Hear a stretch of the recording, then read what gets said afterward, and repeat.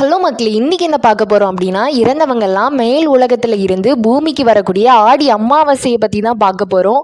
இதில் ஆடி அமாவாசைனா என்ன, திதினா என்ன, தர்ப்பணம்னா என்ன, பெண்கள் திதி கொடுக்கலாமா இப்படின்ட்டு பல விஷயத்த சொல்கிறேன். ஸோ இந்த வீடியோவை ஃபுல்லாக பாருங்கள். ஆடி அமாவாசையை பற்றி தெரிஞ்சுக்கன்னா முதல்ல காலக்கணக்கு தெரியணும். அதை சிம்பிளாக சொல்கிறேன், கேட்டுக்கோங்க.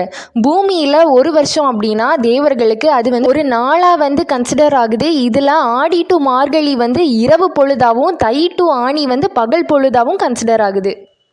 இதில் இந்த இரவு பொழுதான ஆடி டு மார்கழி தான் தீய சக்தி ரொம்ப ஆக்ரோஷமாக சுத்தமாக அந்த சக்தியெல்லாம் அழிக்கிறதுக்கு தான் அம்மனை நம்ம ஆடி மாதம் ரொம்ப ஃபேமஸாக கும்பிட்றோம்.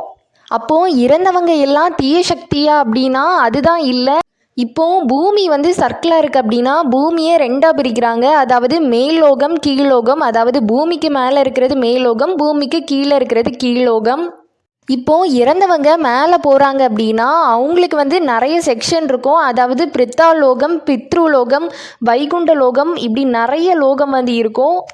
இப்போது பிரித்தாலோகம்னா என்ன அப்படின்னா ஜட்ஜ்மெண்ட்டுக்கு வெயிட் பண்ணுற இடம். அதாவது அவங்களுடைய பாவ கணக்குப்படி அவங்க புண்ணியம் செஞ்சுருக்காங்களா இல்லை தீயது செஞ்சுருக்காங்களா அப்படின்ட்டு ஜட்ஜ்மெண்ட் கொடுக்கக்கூடிய வெயிட் பண்ணுற இடம். சொர்க்கத்துக்கு போகிற அளவுக்கு புண்ணியம் பண்ணலை அப்படின்னா அடுத்த பிறவி எடுப்பதற்காக வெயிட் பண்ணுற இடம் தான் பித்ருலோகம். இப்படி பித்ருலோகத்தில் இருக்கவங்க தன்னுடைய வீட்டை பற்றியும் தன்னுடைய சொந்தக்காரங்களை பற்றியும் தான் ஃபுல்லாக நினச்சிட்டு இருப்பாங்க. அப்படி ஏக்கத்தில் இருக்கவங்கள பூமிக்கு யம தர்மராஜா அனுப்பி வைப்பார். அந்த நாள் தான் அமாவாசை.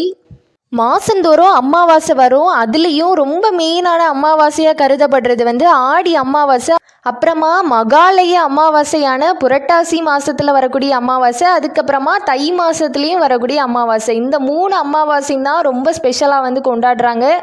இந்த 3 அமாவாசையும் எதுக்கு ஸ்பெஷல் அப்படின்னா, அதாவது தேவர்களுக்கு இது இரவு பொழுது பார்த்தீங்களா, அப்போது ஆடி மாதம் பித்ருக்கள் பூமிக்கு கிளம்பி வருவாங்களாம். அதுக்கப்புறமா புரட்டாசி மாதத்தில் வருவாங்களாம். அதுக்கப்புறமா தை மாதம்தான் பூமியை விட்டு அவங்களுடைய இடத்துக்கு அவங்க கிளம்புவாங்களாம். இப்படி பல கஷ்டத்தையும் தாண்டி வேற எங்கேயும் போகாமல் நம்ம வீட்டுக்கு வரக்கூடிய முன்னோர்கள்கிட்ட இருந்து நம்ம ஆசீர்வாதம் தான் வாங்கணுமே தவிர எந்த விதமான சாபமோ வாங்கிடக்கூடாது.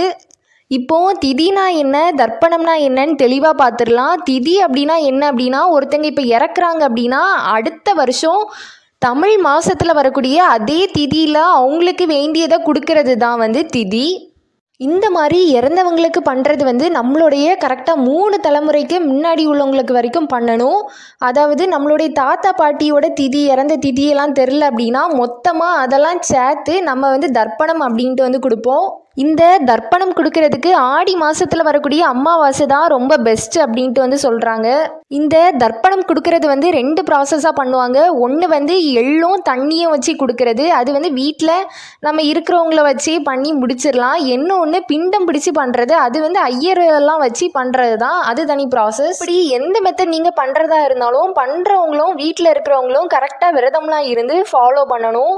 வீட்டில் படைக்கப்பட்ட உணவை காகத்துக்கு வைப்பாங்க. அந்த காகம் சாப்பிட்றப்போ அந்த முன்னோர்களே சாப்பிட்றதா அறிகுறி.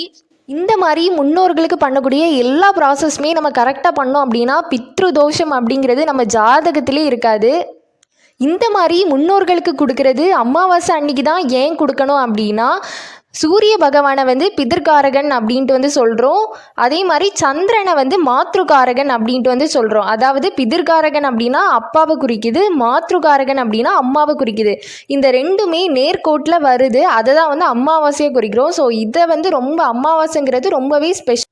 சரி, இப்போ லாஸ்ட்டாக யாரெல்லாம் திதி கொடுக்கணும், யாரெல்லாம் திதி கொடுக்கக்கூடாது அப்படின்ட்டு பார்த்துடலாம். இப்போ நீங்கள் பாய்ஸாக இருந்தீங்க அப்படின்னா உங்களுக்கு அப்பா அம்மா 2 பேருமே இல்லாட்டாலும் நீங்கள் தான் கொடுக்கணும்.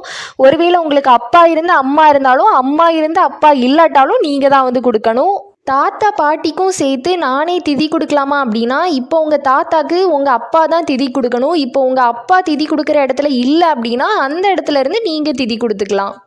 அப்புறமா உங்களுடைய மனைவியோ பிள்ளைகளோ இறந்துட்டாங்கன்னா அவங்களுக்கும் நீங்கள் தான் திதி கொடுக்கணும். இப்போது கேர்ள்ஸ் யாருக்கு கொடுக்கணும் அப்படின்னா, சப்போஸ் அவங்களுடைய கணவன் இறந்துட்டாங்கன்னா மட்டும்தான் அவங்க திதி கொடுக்கணும். மற்றபடி யாருக்குமே திதி கொடுக்கக்கூடாது.